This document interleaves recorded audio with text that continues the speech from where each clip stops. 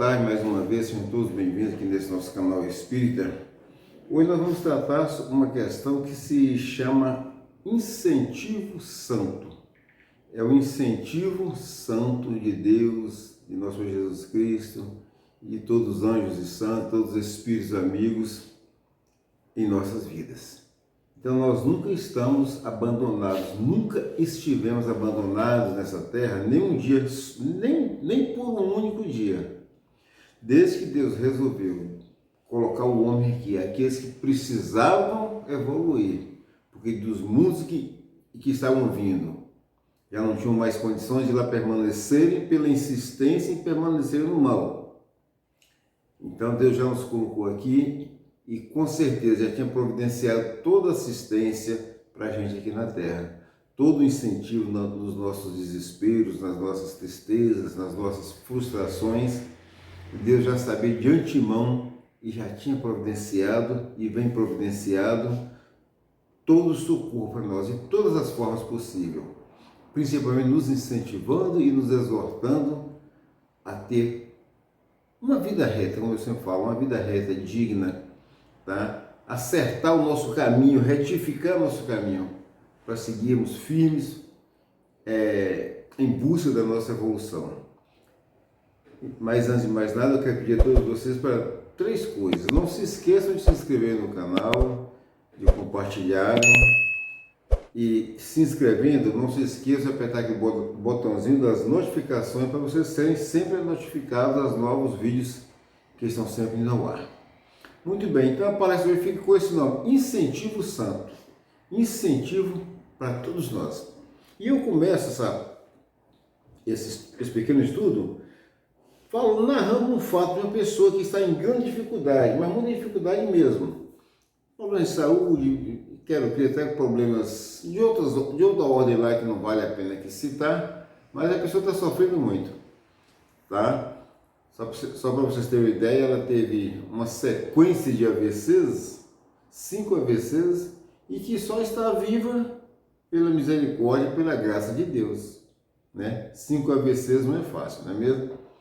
E eu estava conversando assim com uma pessoa lá, e ele disse assim, que quando a gente busca espiritualidade, busca viver os caminhos do Senhor, mais ou menos assim, uma vida espiritual, servir ao Senhor, a gente só encontra luta pela frente. Quer dizer, ele realmente está sendo duramente testado, duramente provado. Ele é de uma outra religião, assim diriam na religião, a liturgia da religião a qual ele frequenta, lá diria assim, que ele está sendo provado, está sendo testado. Eu, pessoalmente, como espírita, eu gosto de falar diferente. Não é nem provado nem testado. Nós estamos sendo, ele e qualquer um de nós que estivesse naquela situação, eu diria que está sendo exercitado para aprender a caminhar, para ficar de pé e entender o sentido da vida. É um exercício. Por quê? Porque Deus é onipresente, onisciente. Ele sabe todos os nossos defeitos, de todas as nossas pouquíssimas qualidades, né? E com certeza Deus não precisa nunca nos testar para saber se a gente vai resistir ou não, se a gente vai permanecer amando-o ou não, né? Com certeza já sabe de tudo, já sabia de tudo, sabe, desde o dia que Ele nos fez. Afinal de contas, Deus é a onisciência de tudo. Então, por que eu fiz que Ele está sendo exercitado? Hoje é Ele, amanhã sou eu, amanhã é qualquer um dos irmãos. Mas Ele falou desse jeito, que quanto mais a gente procura servir ao Senhor, mais luta a gente encontra, mais dificuldade a gente encontra. Foram essas palavras dele. Bom, muito bem. E para esse nosso irmão, eu gostaria de dizer o seguinte, gente, servir ao Senhor, seguir as pegadas do Mestre, quem disse que é fácil? Ninguém disse que é fácil, nem o Cristo de Deus que esteve aqui há 2022 anos atrás disse isso. Ele não falou isso com os apóstolos dele, vocês vão ter boa vida, agora que eu vou morrer mesmo, ninguém vai sair atrás de mim, vocês vão ter uma ouvidão aqui na terra. Muito pelo contrário, ele disse que a gente só ia ter tribulação. Foi naquela despedida do Cristo Ele falou mais ou menos assim, querem ver aqui? Deixa eu ler para vocês na Bíblia, que nós espíritas também estudamos a Bíblia, confrontando-a constantemente com os ensinos dos espíritos. Lá está em João 16, 33. É naquela parte da despedida, palavras de despedida do mestre. Quando ele se despedia do seu pessoal, daqueles 11 que ainda estavam firmes com ele. Estas coisas vos tenho dito para que tenhais paz em mim. No mundo passais por aflições, mas tende bom ânimo, eu venci o mundo. Tende bom ânimo, eu venci o mundo. Porque normalmente a gente encara essas questões aí da luta, só da luta que a gente enfrenta, como assim, um obstáculo para a gente desistir. Mas não é um obstáculo para a gente desistir, porque o Cristo não falou isso, que nós iríamos ter só felicidade, só regalos, privilégios. Ele nunca disse isso. Muito pelo contrário, alertou os apóstolos a paz, para que vocês tenham paz em mim. Ou seja, fora dele ninguém tem paz. E quando a gente não está em paz, está sofrendo, é porque se nesta vida a gente não fez nada de errado, com certeza fizemos em outra. Então Deus agora está nos exercitando. Nós estamos passando por provações. Pode até dizer que foi provado, partindo do ponto que a gente tem escolhido aquilo, porque é o próprio Deus, né, permitindo que aquelas coisas nos aconteçam para que a gente entenda o verdadeiro sentido da vida. Isso é muito importante. Se a gente não entende o verdadeiro sentido da vida, a gente fica sempre aqui, indo às igrejas, indo em qualquer lugar, só naquela esperança de conseguir benesses do Senhor, benesses, privilégios, prosperidade, de preferência financeira. Não é isso. A prosperidade que nós temos que procurar é prosperidade espiritual. É essa que nós temos que procurar. Então, ficar buscando que a prosperidade apenas financeira, apenas coisa da terra, não vai dar certo. E por que a gente diz que não vai dar certo? Veja bem, Paulo já alertou lá os irmãos dele, e isso está lá em Filipenses 3,12. Vou ler só o versículo 12. Ele diz assim: não que eu tenha já recebido ou tenha já obtido a perfeição, mas prossigo para conquistar aquilo para o que também fui conquistado por Cristo Jesus. Ele foi conquistado pelo amor do Cristo Jesus. Então era isso que ele buscava. Então, quando você quer viver uma vida espiritual de verdade para seguir o Mestre, você tem que seguir as pegadas do Mestre. E as pegadas do Mestre é amor puro. E para você espalhar o amor puro, você passa por dificuldades. Sabe por quê? Porque o inimigo do bem, aquele inimigo que peleja contra o Pai, que ousa pelejar contra o Pai, ele não quer saber nada disso. Então ele planta em você o desânimo. Uma coisa mais normal é plantar em você o desânimo.